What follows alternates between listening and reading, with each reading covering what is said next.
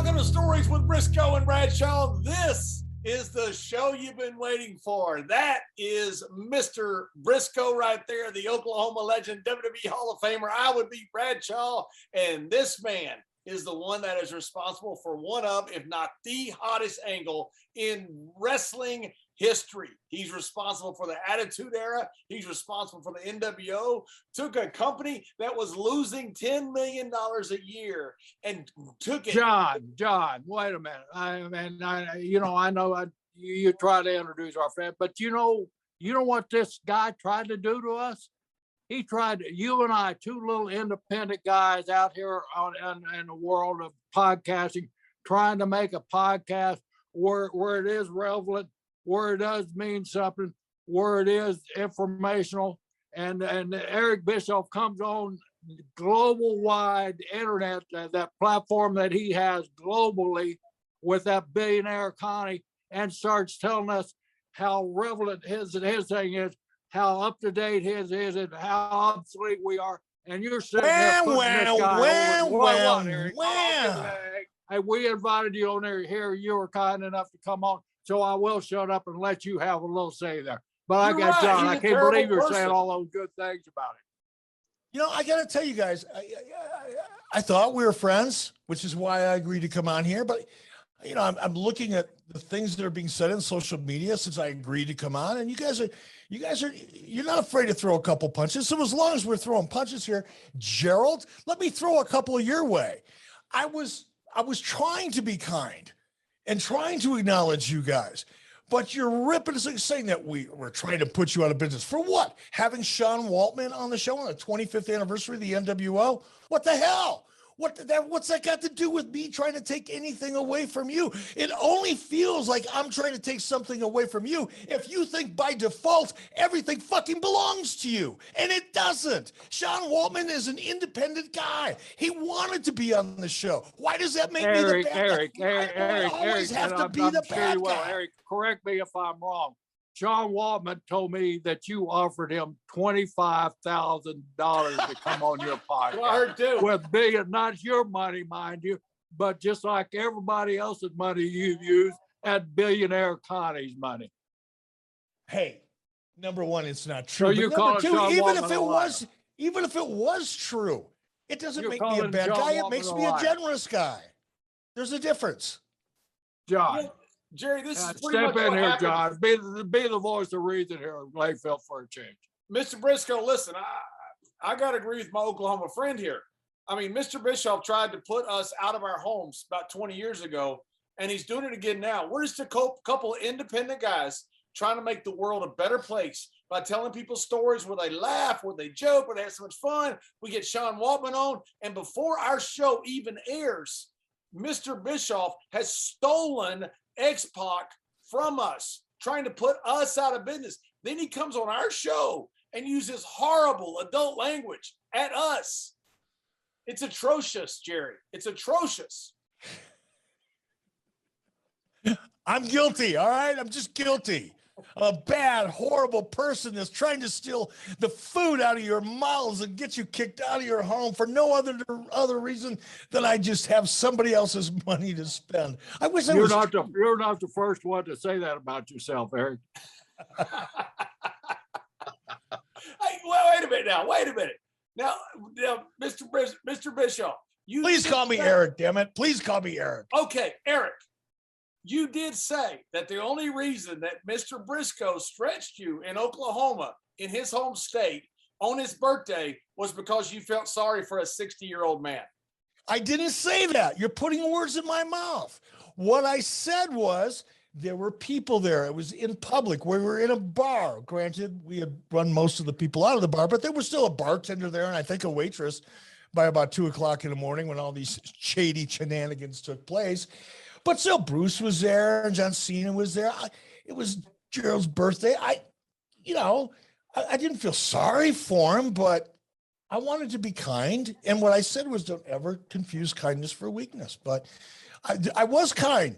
Not only did Mr. Brisco take me down and somewhat embarrass me, just a little bit. Hey, Eric, I got to tell you the truth on that. After all these years, John, I'm going to tell the truth. Eric, you didn't even know you'd had so many adult beverages that you were feeling pretty good, and I was feeling pretty good too. But when we locked up, John Cena looked at me and winked, like push him toward me. So I gave you a little shove. John stuck his foot out there, and you tripped and fell on it, fell right on your damn back, and didn't even know it.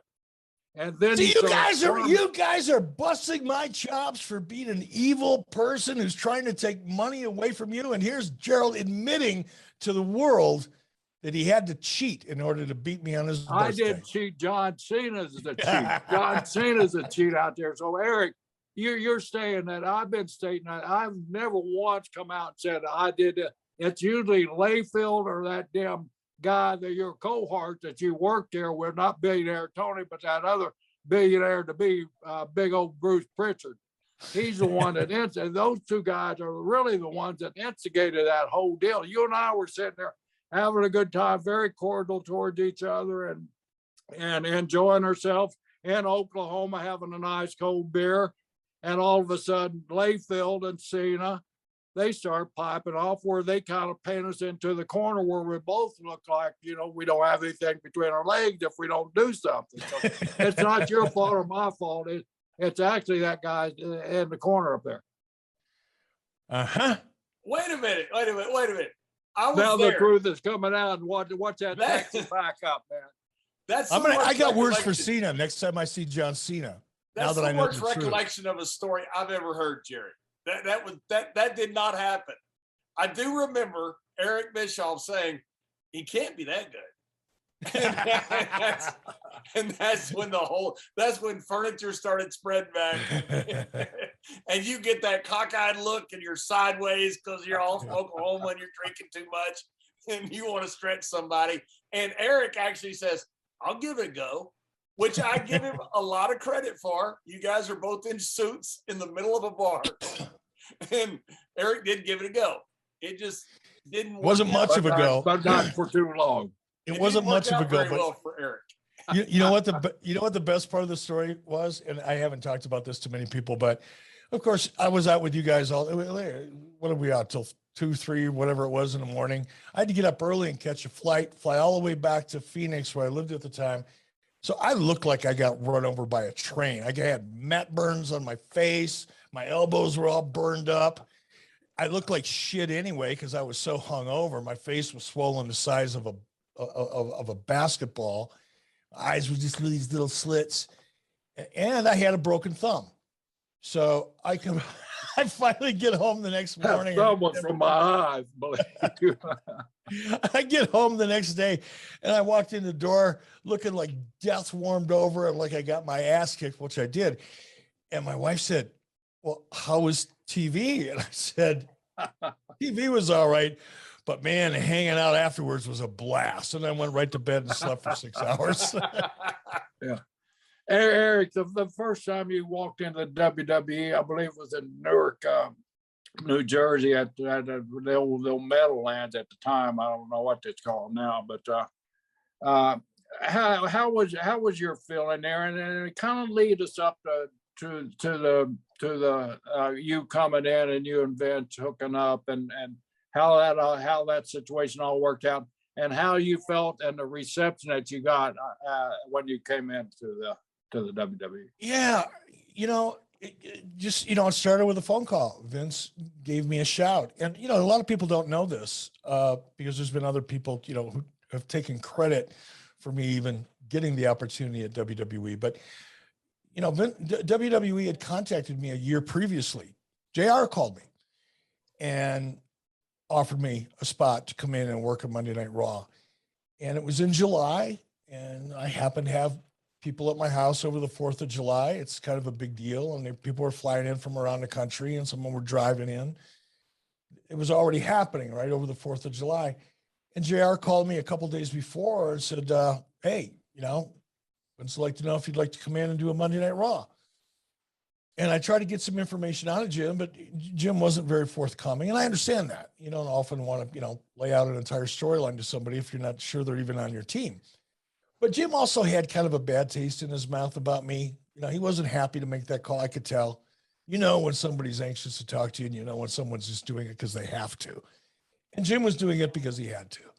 And since he couldn't really tell me what I was going to be doing, there was really no contract discussion, not even a hint of one. And I just said, nah, I think I'm going to pass. And then about a year later, Vince called himself. And I knew within 45 seconds of saying hello that I was going to go to work for him. He was super gracious. You know, I won't repeat what he said to me, but he was very, very gracious, more gracious than he needed to be. And, you know, he laid it all out to me, and I said, oh, absolutely, man, let's do it. I mean, our conversation was probably no more than 4 minutes, tops 5. And I made up my mind that I was going to come to WWE, because to me, it was an opportunity to kind of write the last chapter of my book. You know, before coming to WWE, you know, wrestling was kind of a sore spot with me. You know, things didn't work out the way I wanted them to at WCW, obviously.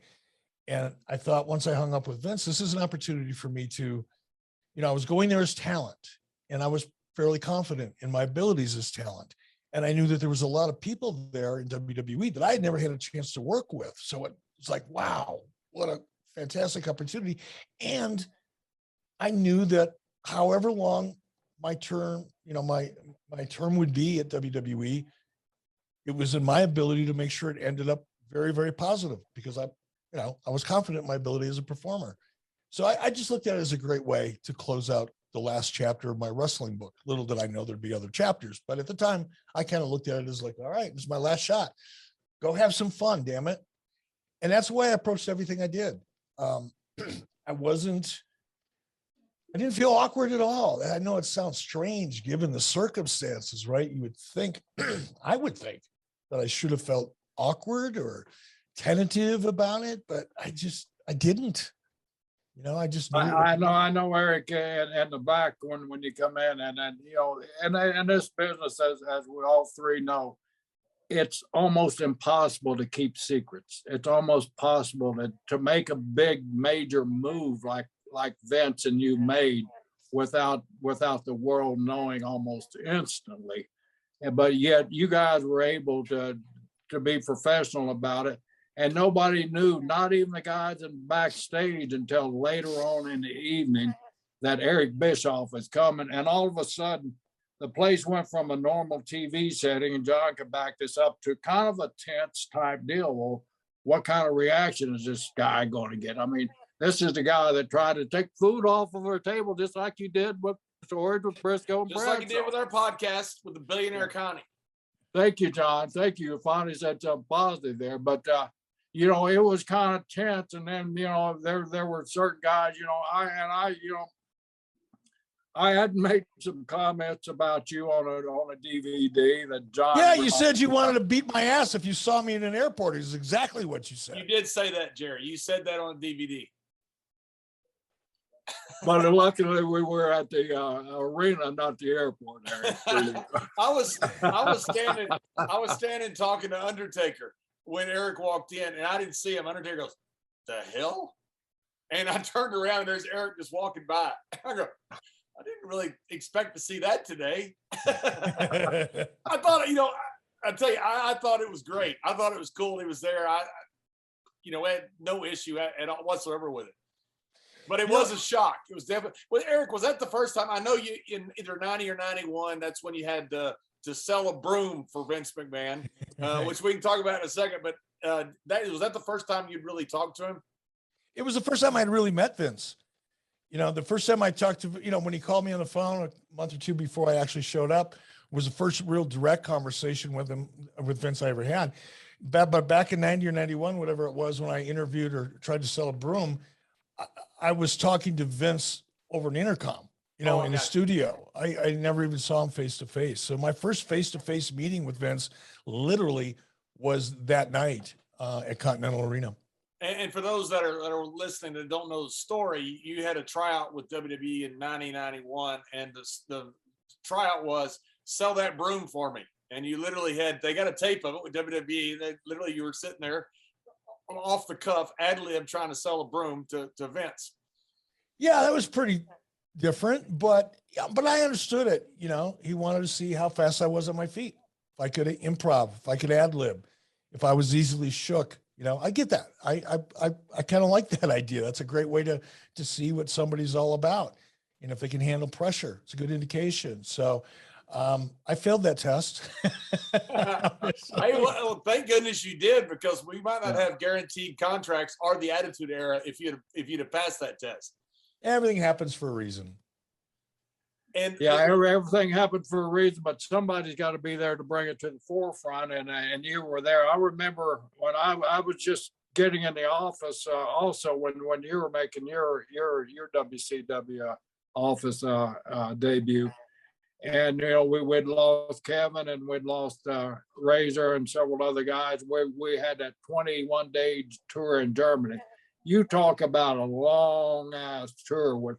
You got three guys that are leaving that really don't give a shit what goes on. And even though they were professional as they could be, it was still, John, I think you were on that tour. It was very difficult time, trying to cater to all their wants and trying to keep them happy.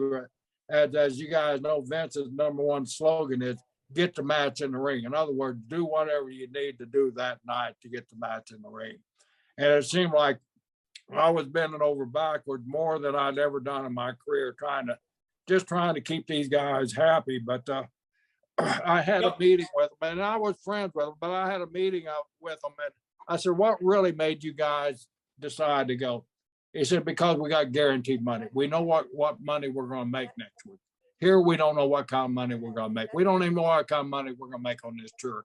And traditionally, at that time, before we overhauled the international, John can testify that we were losing money and guys were making crap when they go international, and we go on some rough ad tour, but we had to reorganize the whole deal. And part of that was because of the business practices that you brought into this business, which were good, and became an asset to this business. Hey, and Jerry, not to get to Scott and Kevin's credit, they didn't have to come on that tour. No. And they came and they did business every single night. They put guys. They were total professionals. Exactly. People always talk about how bad Scott and Kevin were. That's bullshit as far as I was concerned, because they were always great in the dressing room. There was not that dissension like so many people said we had. I know there may have been some issues out there, but on that tour, those guys didn't have to come. And they did us a massive favor. Every night they went to the ring, put guys over. They know they're going to WCW. But that was really a cool thing that they did to finish out. And that was a miserable last tour, if you'll remember, too, John. We didn't brutal. Have downtown. A different town every single night. And they were ready to go every night. And I know their party habits. I think who was it? Cypress Hill we ran into in some damn German city there, and they partied all night with Cypress Hill. And the next morning, unlike Layfield, they were there on time for the bus. Layfield leaning up against the shower area. I have to rescue Layfield. The bus is running late one time. Layfield in the shower. He's leaning up against the shower. Bus is late, so I go to his room. Walk in the bathroom, Layfield. "What are you doing, John? We're late." He said, "I'm taking a shower." I said, "John, turn the water on first." True story. True story. But anyway, Scott and Kevin, I mean, they were total professionals. There wasn't one little bit about the in-ring effort that they put forth there, but it was just hard because every little thing turned into a major thing.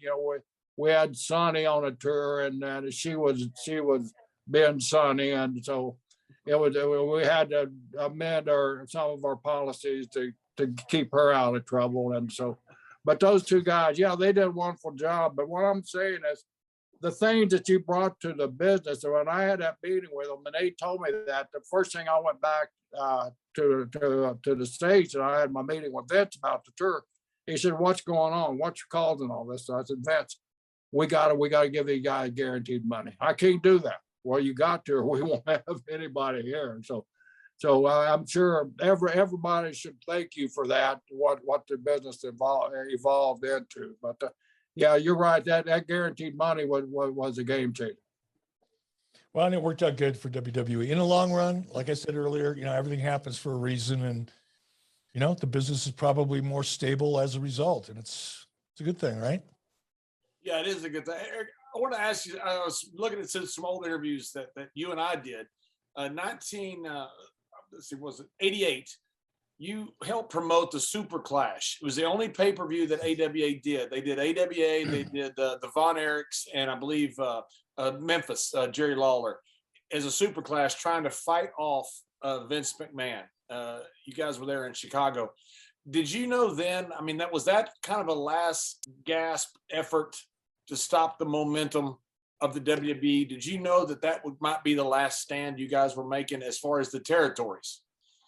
You know, John and Gerald, I was so far removed from reality.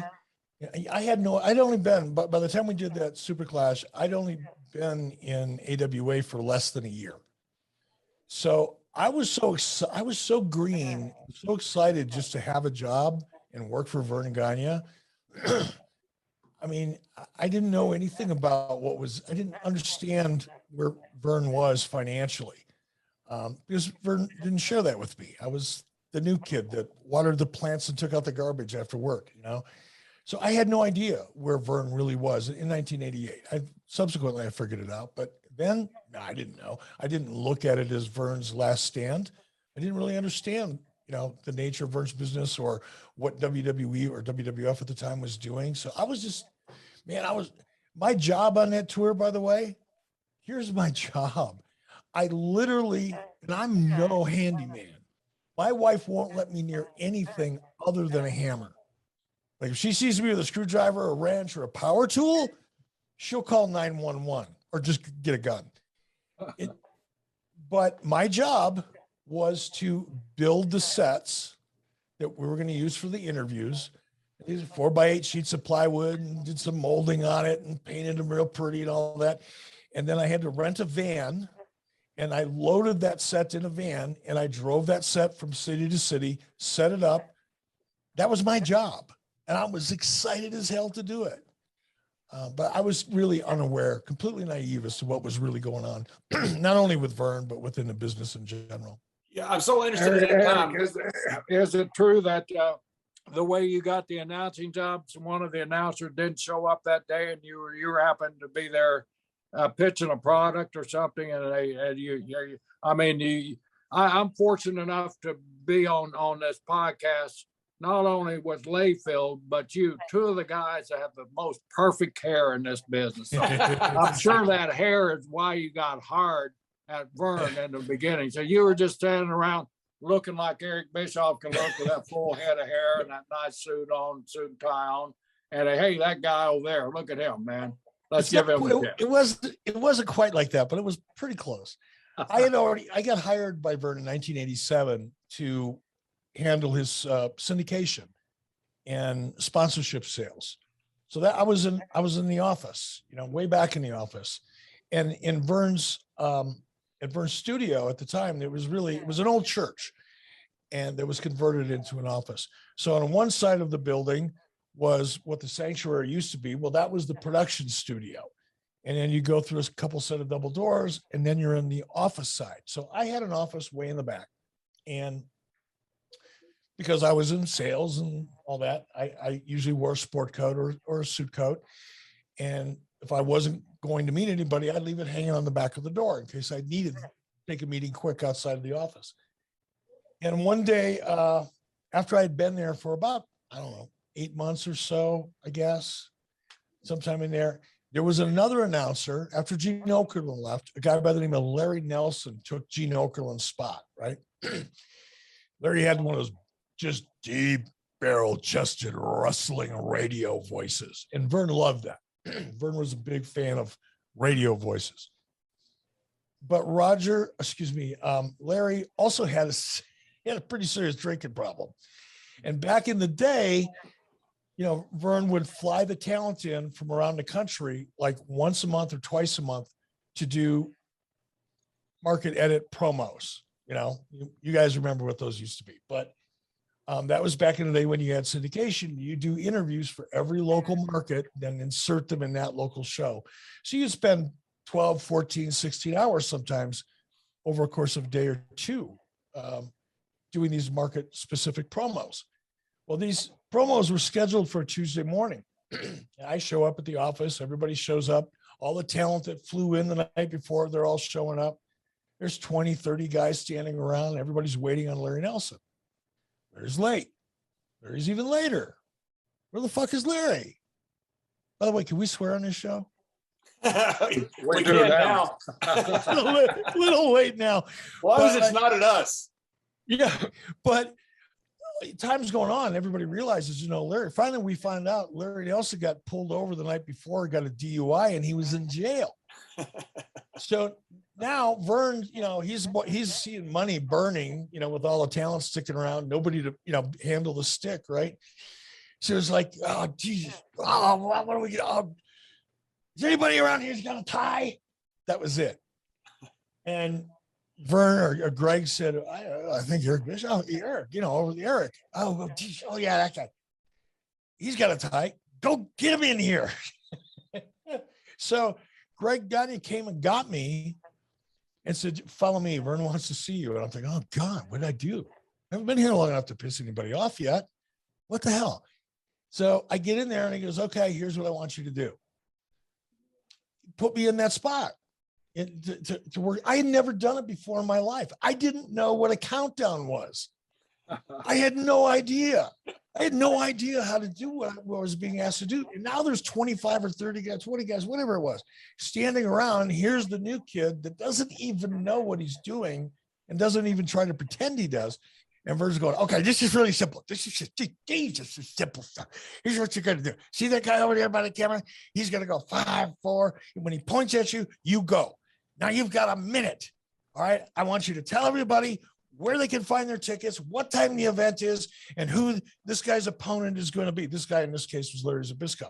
Tell them who's Larry Zbyszko's, opponent's going to be. Then let Larry take it over. And when Larry's done, you wrap it up and tell them one more time where they can buy their tickets, where the event is, and what time it is. Huh? Yeah. What? Which sounds very simple, unless you've done it a bunch of times. It's not that simple. No, and then when he counts you down, he's gonna go like that. That means 30 seconds, and then he's gonna do like this. And then when he goes 5, 4, 3, you got to be done. As soon as he points you got to be done. Now that's the hard part, right? And I said, okay, I got it, Vern, I got it. I'll do it. Now Larry Zbyszko's standing next to me. He's my very first interview. I get the countdown. I hit my cue right on time. And I looked at Larry, and I don't know what garbage fell out of my mouth, but it was horrible. And Larry looked at me for just a second. Now, I got 20 or 30 guys there, whatever it was, standing around watching now, right? Because they know what's going to happen. Vern's there. He's all wound up. He's pissed off at Larry. He's burning money because everybody's standing around. He's got to keep him an extra day. I get my shit out. I thought I set it up right. Zbyszko looks at me and busts out laughing. There's like this long pause. He doubled over laughing. Everybody in the room except for Vern is doubled over laughing. Sergeant Slaughter was there. It was horrible, but I got through it. I eventually got through it somehow. It was painful. How did you end up then? Because the story was then they replaced you, but then you got hired back, right? Yeah, well, I mean, I was horrible. I knew I was horrible. I couldn't wait for them to hire somebody else because I never wanted to go through that experience again. And I think they hired another guy to come in, and he was actually worse than me, believe it or not. So they brought me back the next time. So we'll find somebody, but until we do, just have Eric do it. And that we kind of rinsed and repeat that whole process for about 2 months. And I think you know how it is when you walk into a room that really smells like somebody, passed a bunch of gas in the room, but after you've been in the room for a few minutes, you kind of get used to it. Doesn't smell anymore. That's what happened with my interview skills. They got so used to how bad I was that they became nose blind to it. Right. And finally they just gave up. They said, I'll just let Eric do it. People just don't understand, everybody stands around, they BS and they talk, and it's easy to talk trash and everything like that. But you get a microphone in your hand. One thing I always preach to these amateur kids that I recruit, I tell them, I'm not worried about your athletic ability because I know you're a great athlete or I wouldn't be recruiting you. But what I worry about is your speaking skill, your promotional skills, your promos, as we call it in the business. It'll be the most important 1 minute you'll get that entire weekend is when they hand you a microphone and put that camera. Oh, I can do that, Mr. Brisco. You know, we interview all the time, you know, local college newspaper interviews me. It ain't the same. Then all of a sudden you see one of the big 3-time All-Americans, you hand them a damn microphone, count them down. All right, you got 60 seconds to tell us why WWE should invest hundreds of thousands of dollars to make you a superstar. You get the microphone. Well, hello, my name is Joe Blow, and I'm from Minnesota. And well, you know, it's hard as hell to fill a minute when that camera is on there. People just don't realize the pressure and the time restraint that you got to meet there. It's definitely a unique skill set. One of many that to be successful, I think, in the wrestling business, you have to have. In my case, I really was never anything but an announcer, especially in the beginning. And I can't imagine, you know, the additional challenges of actually becoming good, because the key, at least for me, I'll speak for myself.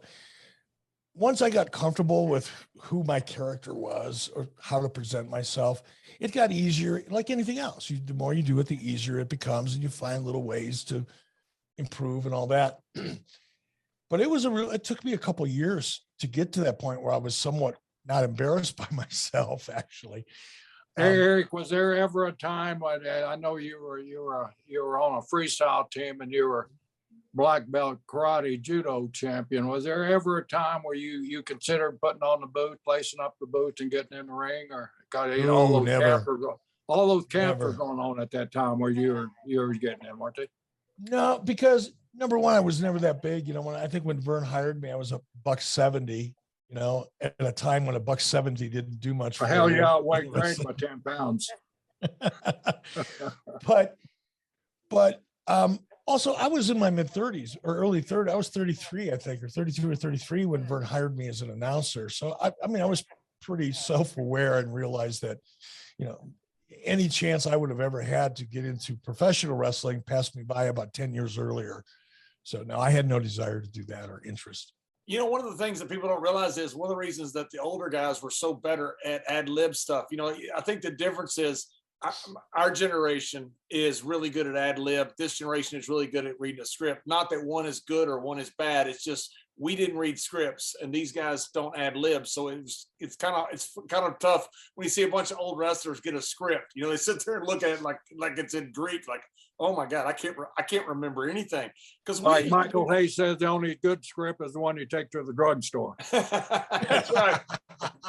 We used to do those market matches, you know, like after the shows. You know how it was, because you'd bicycle the tapes. You know, they say, okay, you got Kerry Von Erich in a lumberjack match, Bill Rogers Coliseum, give me 2 minutes, go.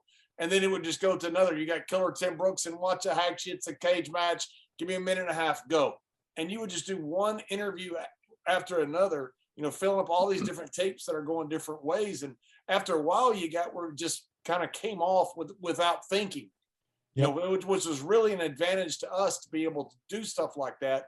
And so when you talk about the young guys today, they don't have that advantage because all their stuff is pretty much in front of a lot of people, and it's all pretty scripted, which is not necessarily good or bad. I disagree. I think it's bad, but whatever. Okay, it's bad. No, I think it's only bad because the talent never learns how to become that character. They're reading words that have been written for them. And it's not necessarily their voice. And the writers, you know, I worked with them, you know, when I was in WWE. They're really great writers, and they work their asses off and they try their best. But by the time that interview gets approved, if you know what I mean, it's gone through some changes, and it's no longer the talent's voice. And the talent is doing what they should do, because that's what they're getting paid to do, is do what the boss tells them to do. And they're trying their best to kind of, as I say, take ownership of that dialogue or that interview, but it's not their voice. And they're not trained actors. You know, they didn't go to, you know, acting school. They don't come out of films or television. They don't know how to make that script their own, and they're not getting the opportunity to learn how to do it on their own by improvising. So they're kind of stuck in the middle, unfortunately. Yeah, and My I've always said God, that my about- God, John, I can't believe this. I'm actually going to agree with Eric on that comment there. I think that's one of the missing ingredients that separates everybody. The great promo guys were always separated because they could cut a promo, and you get two guys of equal skill out there. The one that cuts the promo is the one that's going to make the money, not the one that's just nodding his head there. So these guys, they're missing that emotion, I think, that come from trying to create a promo and having the pressure on you that you get that emotion that you can cut a good promo. But when it's all scripted, you're not yourself. You're somebody else. You're somebody else's voice. As hard and as talented as those writers are for these organizations now, they still can't put themselves inside your body and get your emotions. And once you tap into your emotions, I think that's when you cut a good promo, not when you're reading. It gets a hell of a lot easier for sure. And then one thing about that, Jerry, is, we're not Al Pacino. Eric, when Eric, you say that we're not actors, we're not. And, we do good at being in a character, but, so many times the writers will want it perfect. So you do a backstage segment, and I've watched these guys. You have a lot of emotion in that first segment when you feel like it's kind of live, but it's not, but it's maybe live to tape. And then they say, okay, do it again, but put this in there. Then you lose a little bit. A guy like Pacino gets better take after take after take. Guys that aren't trained actors don't. They get worse. And then it starts looking rehearsed. I think that can be a problem when stuff gets overproduced on some of these. Yeah, because as talent, and I've done it. I've been on both sides of that, actually. I've been as a producer, I've produced talent that way, and as a talent, I've been produced that way. And what happens, even in my case, after having 15 or 20 years of experience doing it, once you get overproduced and people are looking for specific words for whatever reason, even though it doesn't really change the tone or anything else, but they want that word in there. Now you're memorizing. You're not emoting. You're not really telling people how you feel. You're memorizing what they want you to say. And that's where the disconnect comes with the audience, because they know the difference. Yeah. You can feel it. And Jerry, that's why we don't have writers on our show that we may not have anymore, because Eric and Billionaire Connie are putting us out of business. Yeah, we can't afford them like Eric. I saw Eric's script today, man, and it was like 20 pages. Did you get that? Did you get that memo, John? I saw it. It's unbelievable. I mean, these I guys have got everything. War and Peace, and this is what Eric memorizes this from start to ending there. But these guys have got staff. They've got everything around them. It's unbelievable. No wonder man, they're so we good. started getting emails today, man. I mean, Eric, how many assistants do you really have there? I don't have any assistants. Man. Besides Billionaire Connie. Well, you got Billionaire Connie. He's got all the assistants. But we've got a good staff of about, I don't even know what it is. We just added a couple more people the other day. So I'm guessing probably 6 or 8 people on the team, that are full-time, No wonder you're kicking our ass. And speaking of kicking our ass, yeah. Did you really think that you could kick Vince McMahon's ass, Eric? I didn't care whether I could or not, frankly. I wasn't intimidated by him because I didn't know him. Now, had I known Vince then the way I do now, maybe I'd approach things a little differently, because he is kind of a crazy bastard. But at the time, to me, he was just a big, jacked up, muscled up bench, gym guy. And not to sound like the tough guy, because that shit's way behind me, but I bounced in a bar in Chicago, downtown. I've fought guys bigger and stronger than me a lot in my life. You also bounced in a bar in Tulsa, Oklahoma, by the way. No, I got bounced in a bar. Bounced off the floor. No, I was the bouncee, not the bouncer. There's a difference. But no, I wasn't afraid of Vince at all. I wasn't intimidated by him. And mostly because my thinking was, look, if he shows up, whether he kicks my ass or it goes the other way, I don't really care, because it's a win-win. Huge. It's going to be huge. And for those listening, it was the controversy creates cash, and you created more controversy by issuing that challenge, I think, than anybody in years and years of the wrestling business did. So it served a point, and I think it was well taken because honestly, Bruce and I had to talk Vince out of going out. Oh, I don't. He wasn't ever going to show. That was all work. He was working you two. He was never going to come. He was afraid to show up. It's all talk. Just he's afraid he's going to get his ass kicked, Eric. He read all those press clippings. You know. So wait a minute, Jerry. We're talking about the 1998 Slamboree. I think isn't that right, Eric? It was the pay-per-view that you invited Vince to come and fight you in the ring, and you had him counted out, so you actually won the match. Well, I had no choice. He didn't show up. So Jerry, you had a dressing room for him and everything there too. I had a dressing room for him. I didn't know it. Yeah, nameplate on the door. I instructed Doug Dillinger, I had a security, and everybody else on the security team. If they show up, escort them to the room like any other celebrity, provide them with every courtesy that we would anybody else that was a celebrity, take care of them. And, the only other direction I gave was the Big Show because, there were some people that were actually thought that Vince might show up. And Big Show came up to me and he goes, hey, boss, well, what happens if he shows up? I said, if he shows up. We'll figure it out. He goes, well, what happens if, doesn't go your way? I said, he was like, you want to give me the Iggy and have me come in? I said, Paul, no. Now, unless it looks like there's imminent death involved and I'm on the receiving end of it, use your judgment. But other than that, no, just let it go. And So Jerry, what's the skinny here? Well, you talked to Vince. What's the skinny here on Vince's side? Oh, he was pissed off as hell. I mean, I was right there when it happened. You got his attention, Eric. I mean, Vince didn't watch the show, of course, but he had, Howard Finkel there. We used to get these on Tuesday mornings. We used to get these detailed packets of paper. I mean, it was just thick like this. I mean, and it had segment by segment, move by move. Howard Finkel would stay up all night long deciphering his notes and making notes and printing everybody out. So the next day we knew exactly the time.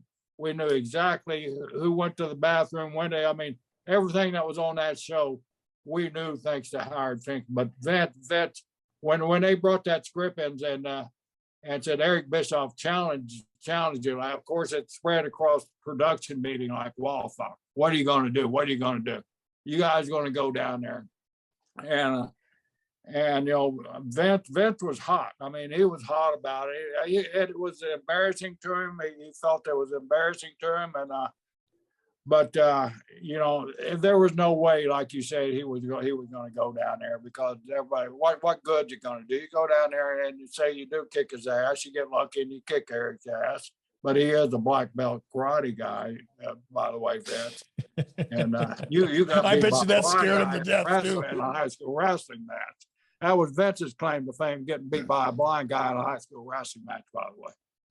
Ooh, I didn't know that. I wish I would have known that when I was cutting those promos on this.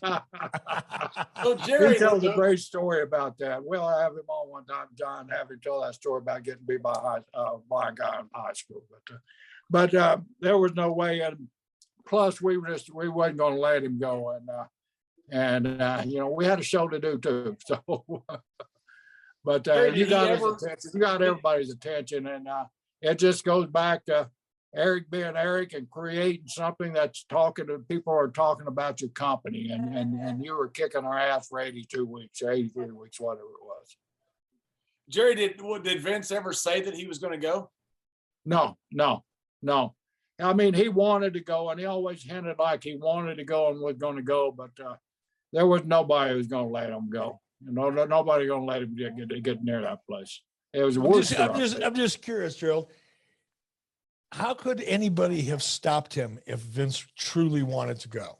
Who would that be? You couldn't have, but we could have put up a hell of a roadblock for him. Made it difficult for him to get there, and we would have. You being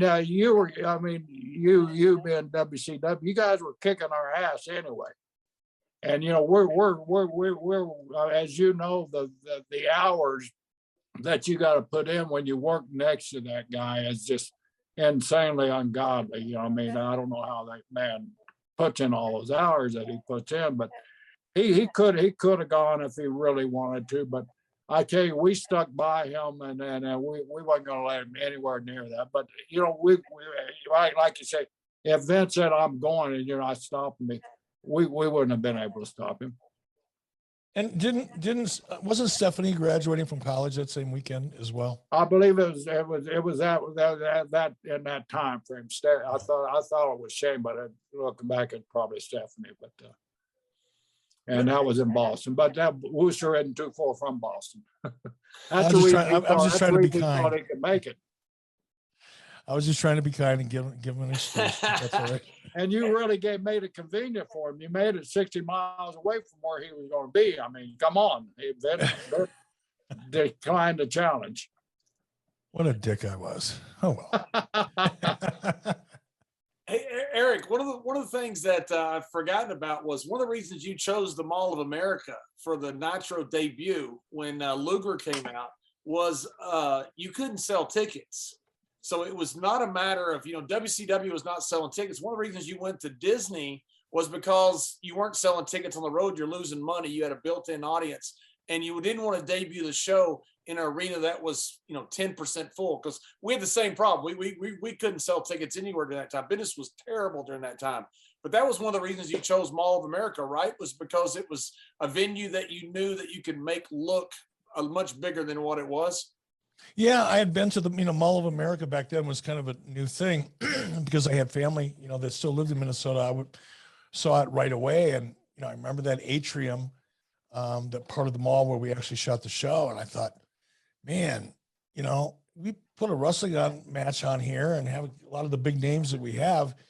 We're not going to put 6,000 people around the ring, but it doesn't matter because it'll look really cool, and the camera angles and the way we could shoot it would kind of make up for the fact that, we couldn't not only could we not sell tickets, we had a hard time giving tickets away.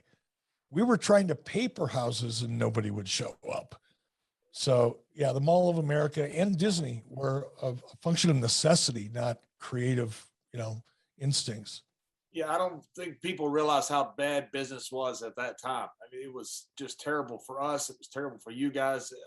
Did you ever, during that time, you had so much success? The first thing you had with Luger debuting that first show, the first guy to jump. Then, of course, you had Scott and Kevin, which was, one of the greatest storylines of all time. Did you ever, you said you never really went after talent. Did you ever just think, I wish I could get that guy and want to reach out? Or did you just wait for him to come to you? No, because I waited. And look, Shawn Michaels was a name that got, tossed around a lot, especially after, Kevin and Scott came in. But back then, and Shawn will be the first person to admit it, he had a hell of a reputation, not a good one. And it was like, man, yeah, he'd be great to have on the roster, but I do not need that headache. I just don't want it. Wasn't worth it to me. And at the time, to be fair about it, we didn't need him. We were kind of on a roll. So why would you introduce something that you knew had a 90% chance of creating a negative environment, in your locker room when A, you don't need it because you're doing pretty well with what you got. And B, I didn't think Shawn would want to come over. I knew that he had conversations with Scott and with Kevin, and the impression I got from them was he's not really interested. He was happy where he was. The only other person really would have been Undertaker, but I had already heard from so many people that were close to Undertaker because I never knew him. I never worked with him previously back at that point. And I had heard from everybody that knew him well that he was so close and loyal to Vince that was never going to happen. And besides, there were so many people coming to us on a regular basis. I didn't really have to go after anybody. We in the WWE, we always boast about what a roster we had during the Attitude Era. But during that 83 weeks that you were kicking our butts every week, you had perhaps an equal talent roster, perhaps even greater and more significant than ever before, because you guys were the ones that started the reversal of the downtrend. You guys started that snowball rolling where it built into where we caught the ride too. But it all started with the talent roster that you had during that era there, and how you assembled that, and then here listen to you. Yeah, I waited till these guys came to me. I mean, that's probably the philosophy that we all should have had, and that's what builds a greater talent roster of a bunch of guys that want to be with you, that called you to be there, that you didn't have to call and recruit. Yeah, I mean, Randy Savage, I think it was a perfect example. Now, Randy didn't call me, but Randy talked to Hulk, and then Hulk talked to me, and then I talked to Randy. You know what I mean? So it would filter when somebody was interested in at least having a discussion. They generally wouldn't call me directly unless it was somebody that I previously knew. They would usually make sure that somebody close to me got the message, and that would start the ball rolling. But getting people to join the roster at WCW at that time was not that difficult. Because I had Ted Turner's money. Yeah, well, Eric, what you just said also, to me is so pertinent. You were, I mean, basically a guy that hadn't been in the business that long. You were basically a guy that came from advertising background, and what the hell did this guy know about the business? But you brought that fresh look and that fresh taste and a fresh mind into the business that kind of you didn't rebuild a watch. You just kind of put the talent in the places they needed to be. And man, you struck gold with that roster that you had. Yeah, and part of it was just when I say luck, I don't mean like winning a lottery ticket, but timing. Timing's. I think timing plays such an important part in the success of anything, any business, any form of entertainment or art, if you will. Timing is everything. I think the audience was just ready for something different. They didn't care what it was. They just wanted something different. And I happened to stumble into the position I was in. And because I didn't know anything, I was willing to try things that were different. And it just worked, because the audience was ready for it. A lot of people have have a business go-to history. guy that you were bouncing things off? Was Terry your go-to guy, or did you have a confidant that you'd share your brain thoughts with? No, I mean Terry to a certain degree when it was something that involved Hulk. Obviously, I talked to Hulk, but in a general sense, building the Nitro format and deciding to go live and doing all the crazy stuff that I did and giving away finishes. Now I just, sometimes Diamond Dallas Page, because he lived down the street from me, and on weekends we'd end up getting together and having a couple beers and talking about wrestling. So we'd shoot the shit back and forth. But beyond that, no, I didn't really have. I had a lot of people that I talked to, but nobody that I would consider a confidant. One of the things, Eric, is that people have revisionist history a lot when they talk about, everybody becomes a gunslinger. Everybody has, it's amazing how stories just get repeated wrong. You took over a company that had about 24 million in revenue and was losing 10 million a year. And within about 5 years, around 98 or 99, right in that era, 97, 98, you made over 350 million and you had 40 million plus in profits. I mean, that is an astronomical turnaround. You really had nobody in Time Warner or anywhere in CNN that said, we want to give this guy who came out of a ad background, who had that was a remarkable corporate turnaround, something else to do, put you over the new MGM library, put you over anything else they were acquiring content. Nobody wanted to put you in a different role when you moved out of the wrestling role? No, you got to remember the culture at Turner. While, 97, I think was 98, 97 and 98 was probably our best year financially. The ratings were through the roof. There was a lot of positive press about WCW. The Wall Street Journal was talking. I mean, it was a big deal, right, in Turner. But secretly, privately, a lot of the executives, a couple levels above me, were pissed. They didn't want wrestling. They were hoping it wouldn't succeed. So, yeah, they acknowledged what I did to a degree, but they couldn't wait to see me fail, so they could get back to their agenda and get rid of wrestling. Ted Turner changed so much. The regional sports networks, the RSNs, are because of Ted Turner now. He had the Atlanta Braves, who had all those games on his WTBS or TNT, whatever the games were on. So you didn't have to make money just off the baseball because you also had content. He bought content, and in 95, he was on top of the world. CNN was number one by far that he created. The Braves won the championship, and you had WCW turning a profit for the first time. I know he sold at the top, but did he regret that? I mean, here's a guy who built everything from scratch. You just seem like this bootstrap type guy. Did he regret the fact that he kind of went from being on top of the world to kind of being pushed out by a bunch of corporate guys that didn't want him to be running anything anymore? I haven't had the chance to talk to Ted, since all that went down. And Ted, he doesn't live far from me now. He's only about an hour and a half north of me.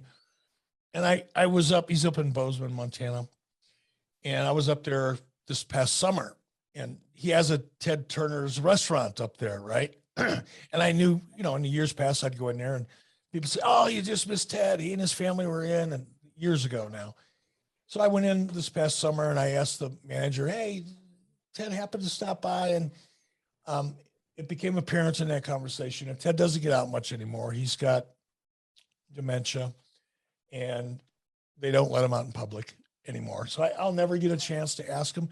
But if you read any of the things that interviews and such that Ted did after the whole AOL Time Warner thing collapsed, he did express a lot of remorse.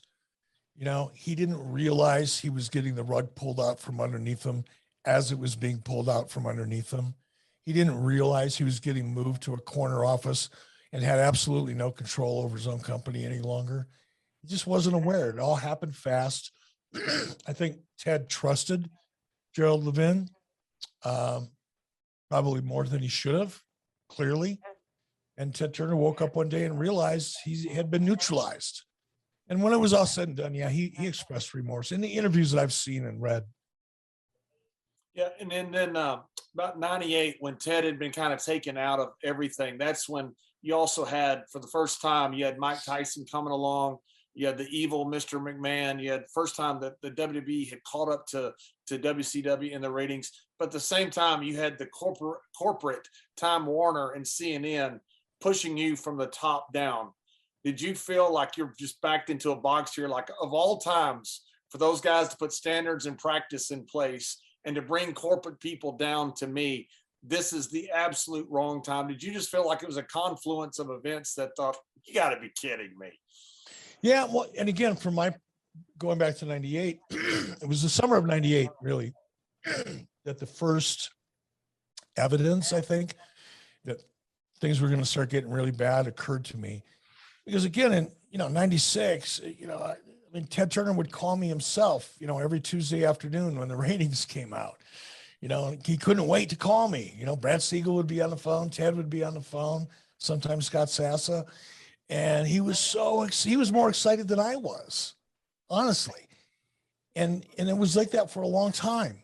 And then in the summer of 98, I remember, now again, I didn't know what was going on with the murder. I didn't know what was happening with Ted. I didn't know what the political goings on were. I was just doing my shit, And I got called into this office or into a meeting with like 14 people I'd never really seen. Well, a couple of them I knew who they were, but there's a lot of people I didn't even know who they were in this meeting. And I sat around and I sat there at the table, and they all went around and introduced themselves and told me what their roles were. And all of them were like 2 levels above me or more. And then they proceeded to go around the room and tell me everything that they wanted changed about the way WCW was being presented and produced. And I'm like, what the hell? I mean, we were still great at that point. This is summer, early summer, midsummer, 98. This is before things started getting bad. I'm thinking, well, wait a minute. This doesn't make any sense, and I ended up listening to it until we got to the end. And by the time we got to the end of this meeting, there was 14 or 15 people I had to listen to before I got to speak. So down towards the end, there was this guy by the name of Joe Uva. Now, if you Google Joe Uva, UVA, you'll come to find he ended up being a really, really powerful guy in the entertainment industry, right? Really powerful. But he wasn't so much at the time. He was the head of Turner Ad Sales. And I didn't really know the cat First time I'd ever really talked to him. So he's talking about advertising and all this kind of stuff, about how he sees advertising and how WCW will fit into the Turner ad sales portfolio and all this corporate speak. So he got down and I said, Joe, can you tell me what day of the week Monday Nitro's on? The time? It was like panic, right? Caught him flat-footed. It was a trick question because I gave him the night. I said, do you know what night of the week Monday Nitro was on? And he still couldn't answer it immediately. Now he stammered and stuttered his way around and got it out. But it made me realize that I'm sitting in a room full of people that know, first of all, nothing about the wrestling industry, not just the business inside of the ring, but the business of the business. They knew nothing at all about it. They knew even less about the wrestling audience. They knew even less and less about the history of where WCW was and where WC was at that current moment and how we got there. They didn't care. They didn't want to know. It didn't matter to them. They just had this idea of how WCW was going to fit into their now AOL Time Warner cookie cutter mold. And it was sad. And I knew right then. I got home from that meeting. I told my wife, it's the first time in my life I've ever decided I was going to quit something. And I told her, so I think I had time left on my deal. I said, I'm going to resign. I'm just going to quit. This is not going to work. I knew it. I knew it wasn't going to. And I thought about it overnight and I cooled off and I was still loyal to Ted because I thought, well, all I need to do is push. I'll just fight because eventually I'm going to be sitting in front of Ted and whoever else I'm fighting with.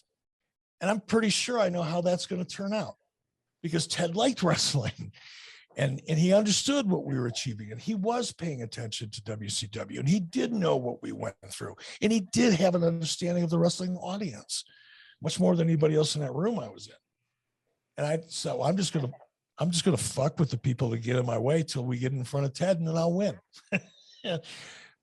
That didn't work. Eric, was it during that time that you were thinking about purchasing WCW? How did those thoughts come about? And did obviously you wouldn't have known that the product was going to be taken off the air, but when the risk when you go and buy, like I've had a little bit of experience buying and selling territories.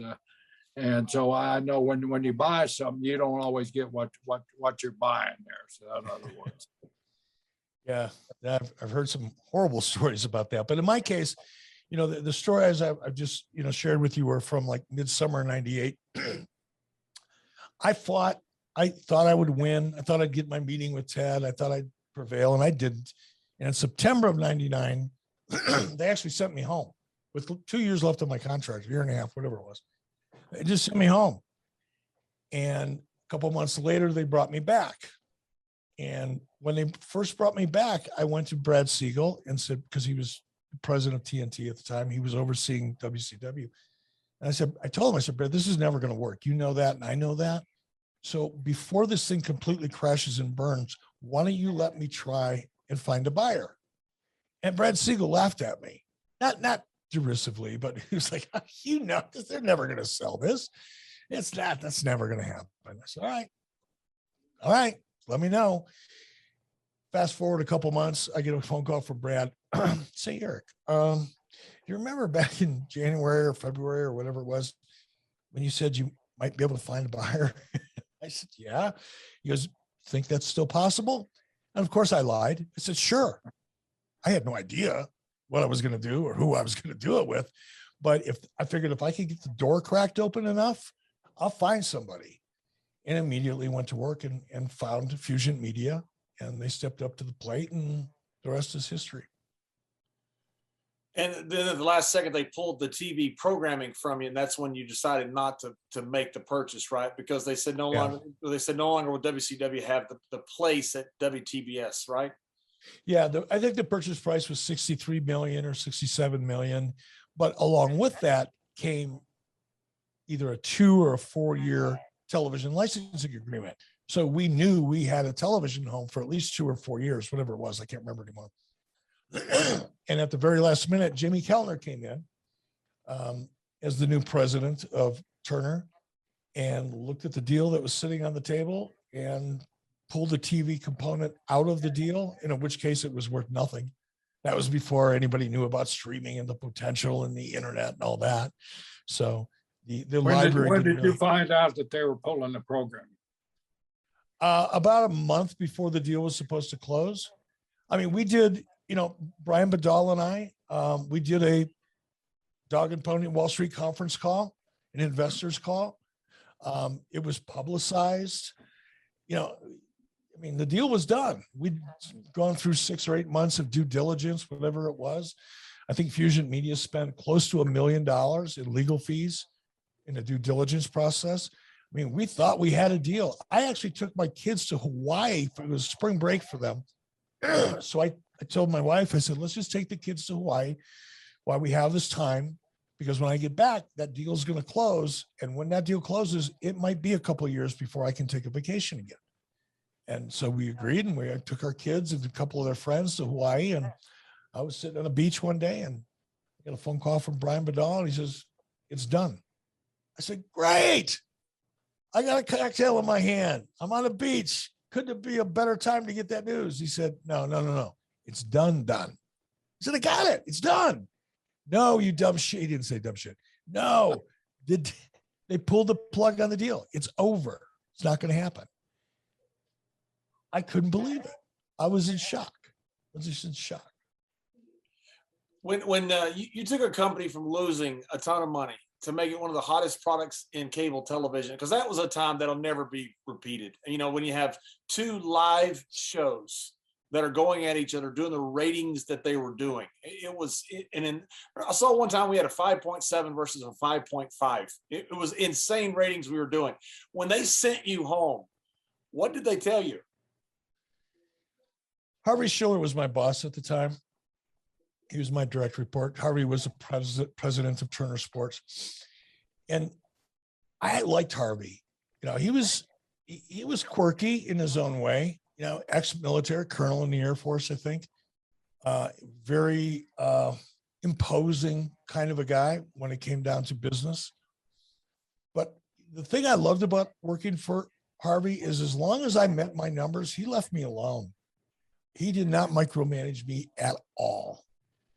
And for that reason, I had a lot of respect for him. We had a good, we didn't socialize, we didn't go out for dinner after work or anything like that, but we had a good relationship, mutual respect, I guess.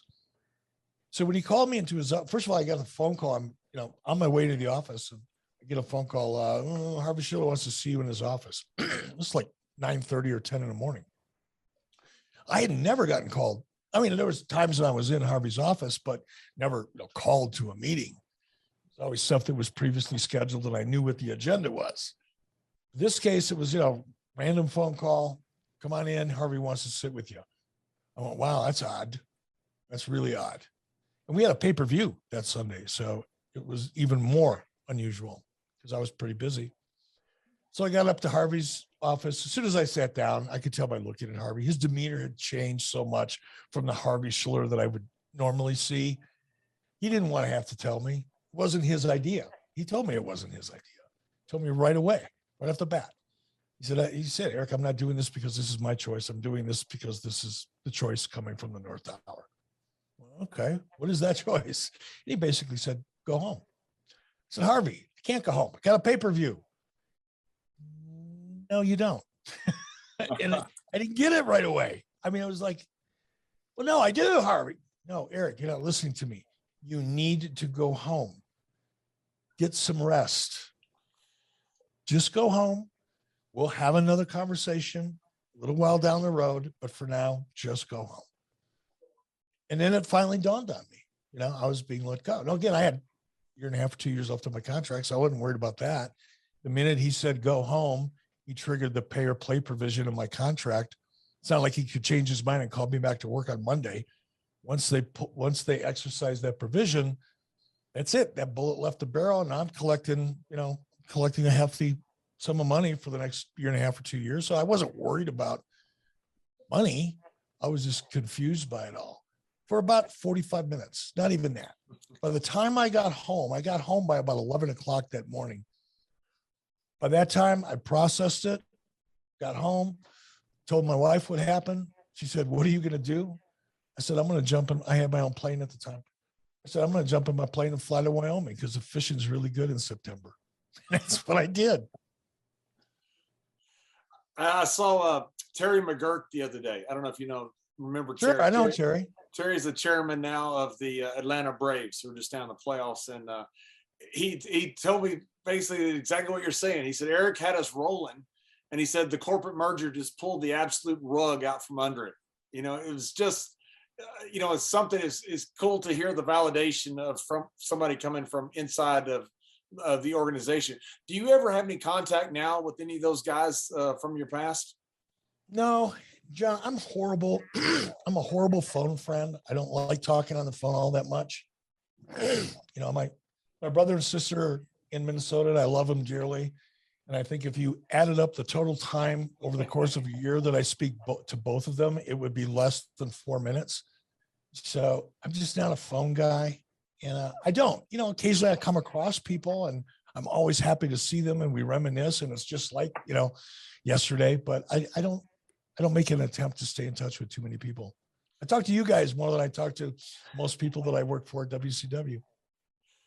Do you have how are your memories of that time? Because there will never be a time that is like that Monday Night War again. I mean, I don't care what happens. Your companies are just not going to go live against each other with a zero-sum game like it's going to happen. It's not going to happen to that level because of the way TV was then with the ratings, the incredible ratings that there were.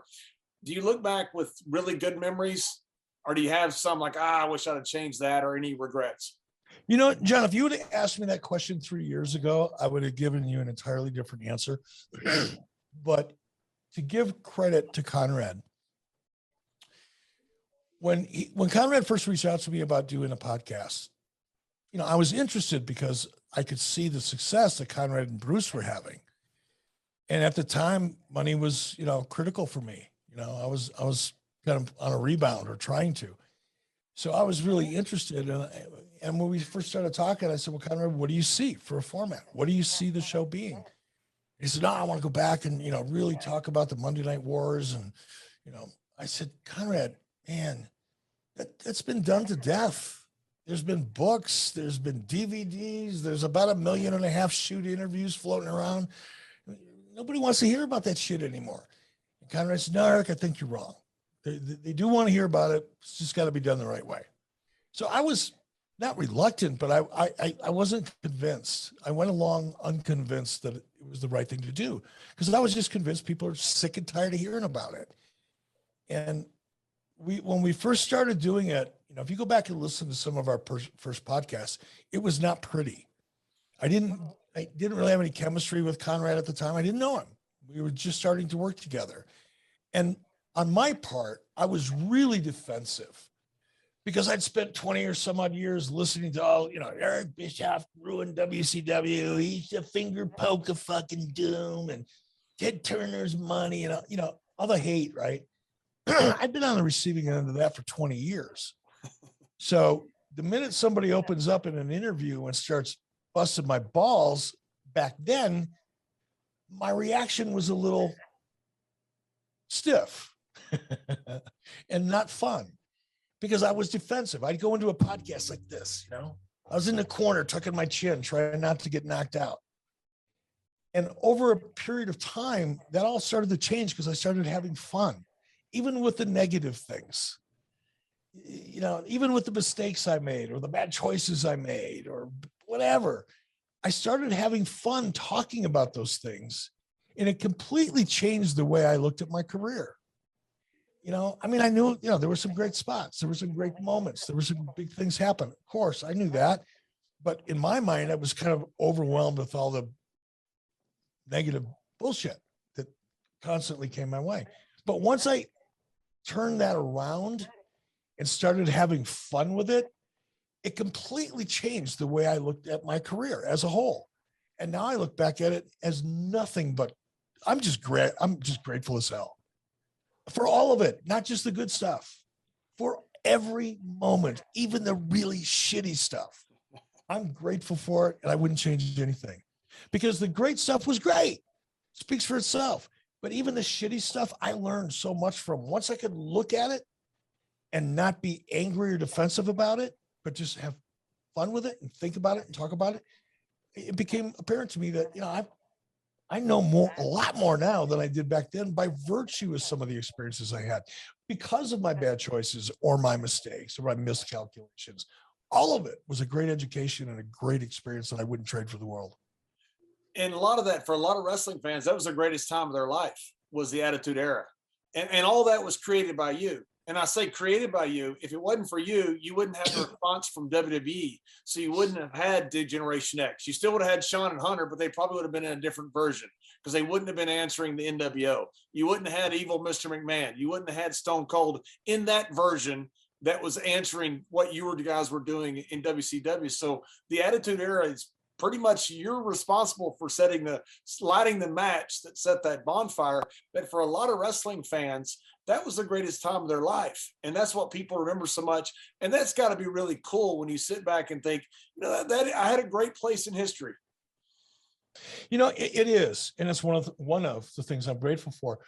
But the Hall of Fame, right as I was getting ready to go out and on TV, Vince came over and he pulled me aside, and we had again, just like he was in the very first phone call, he was elegant and gracious is the only two words that come to my mind. And I'm not going to reveal what he said because I felt like it was private and that's the way it's going to stay. But it really made me, it was like the cherry on top. It was like, to have that brief exchange with Vince after all of that, it just made it so much easier for me to look back at that period of time, the Monday Night War and the competition and all the crazy shit I did and all the crazy shit you guys did. Go, man, that was the best. It just was. Eric, you're exactly right. We look back on the three of us were really fortunate to come through the time that we came through. I've been through so many ups and downs in the business. When I first started in the late 60s, the business was so down at that time because there was just a bunch of old timers. Then a bunch of young guys started coming in, the Funks, the Briscoes, the Races, and guys like that, the Rhodes and the Murdochs. And the business started changing a little bit. I look back on that downtime when I started. Man, what a time that was, and what an education. But I look, and as it grows, and I take great pride to be friends like you and John, and just look and see what the business was built in during that time. And I was fortunate enough to be a major role player, just like you two guys were. But it's a lot of pride that goes in it, and it's so satisfying. And you look at today's business, you got to look at it a little bit different. I look at it, I look at these athletes, and they're tremendous athletes, and they're doing everything. They're doing things that I thought was impossible to do in the ring, and these kids they're doing it. And the way the ladies divisions have come up, and both organizations, these girls that they have nowadays, I mean, they're as good as any of the guys ever were back in my time.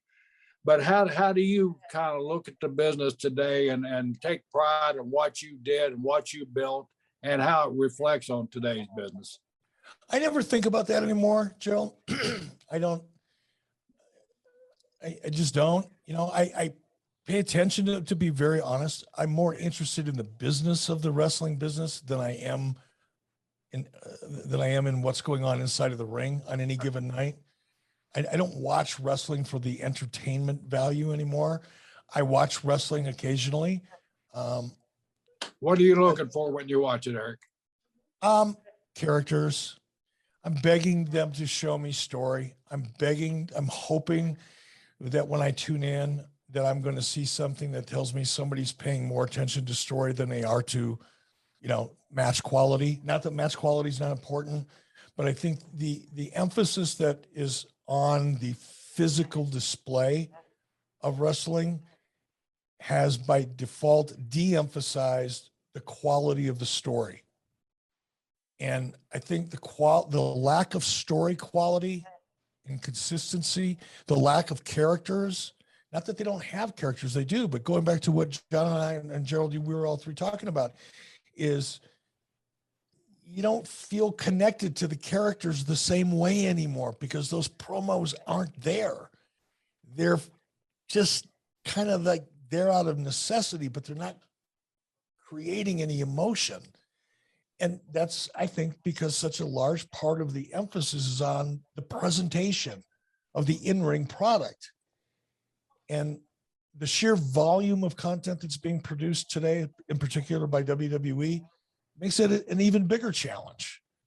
It's incredible that they can get anything on TV to begin with, but what has suffered, in my opinion, is the attention to detail and commitment to great storytelling. Now storytelling is taking a backseat to a great in-ring performance that may or may not have a decent backstory to it. Well, that's one of the reasons we have stories with Brisco and Bradshaw. Unfortunately, this is probably one of our last shows because you and Billionaire Connie are putting us out of business. But Eric, we love you. We can't thank you enough for coming on the show. We're so happy for your success. We're sorry that you're putting us out of business with Billionaire Connie, and we're going to miss doing our show. But we're glad that you're one of our last guests because you are one of our good friends. And Jerry's now 75. I'm hoping that he gets old enough that I'm able to take him also. And when we do, me and you gonna beat the damn shit out of that man from Oklahoma. He may have missed his chance, Eric, when I had my knee replacement done about 4 months ago. He said, at that time they were coming to Florida, doing the Thunderdome over here at the University of South Florida. He said, I got to hurry up and they got pissed at Kevin Dunn because Kevin wasn't booking down there for a pay-per-view so he could come down and kick my ass while my leg was still mending from a knee replacement. But I got to Eric, I want to thank you too, man. This has been absolutely a ball. We've had fun this entire week, jostling back and forth on social media. I mean, it's great when you have friends and you can do that stuff and you can talk like we talk and know each other that, hey man, this is fun, and so I thank you from the bottom of my heart for being on here. This is one of the privileges that we have, as you know, when you can have great guests on these shows, and we sure appreciate it. And you're welcome to come on whatever we have left of a show coming up. That's right. So a little bird told me that your futures are going to be pretty bright in podcasting, so I may be coming to you looking for work down the road. But seriously, when we're talking about, when I look back and my career and how do I feel about it? I say this a lot, you, Gerald, John, Bruce Pritchard, there's a handful of other people that I won't mention because I don't want them to get any heat because they still work at WWE. But, I have a lot of friends that has come out of all of this that I value, and you two, nobody higher than you two. I love you guys. And I'd do anything, anytime, with either one of you or both of you at the same time, because I do really enjoy your friendship, your personalities. You guys are a blast. You're just a blast to hang out with. So thank you very much.